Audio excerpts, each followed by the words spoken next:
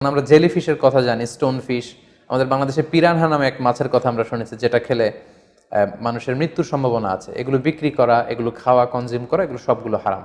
কারণ ক্ষতিকর কোনো জিনিস কোনো মুসলমান কনজিউম করতে পারে না। কারণ আল্লাহ তাআলা সূরাতুল বাকারার 195 নম্বর আয়াতে আমাদেরকে বলেছেন, ওয়ালা তুলকু বিআইদিকুম ইলা তাহলুকা, তোমরা নিজেরা নিজ হাতে নিজেদেরকে ধ্বংসের দিকে ঠেলে দিও না। যেটা তোমার ক্ষতি হতে পারে সে কাজ তুমি করতে পারো না।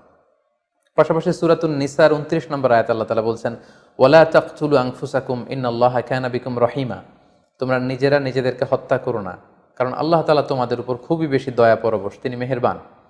তাহলে এই আয়াতগুলোর আলোকে আমরা বুঝতে পারলাম যে বিষাক্ত এবং ক্ষতিকর বলে প্রমাণিত নয় এরকম যে কোনো ধরনের সি ফুড যদি আপনার রুচিতে আসে আপনি খেতে পারবেন। ফলে শামুক, ঝিনুক, অক্টোপাস, স্কুইড, কাঁকড়া, যদিও হানাফি স্কুল অফ থটে এগুলোকে মাকরু বলা হয়েছে, কিন্তু এই ধরনের সি ফুডকে আসলে হারাম বলার কোনো সুযোগ নেই।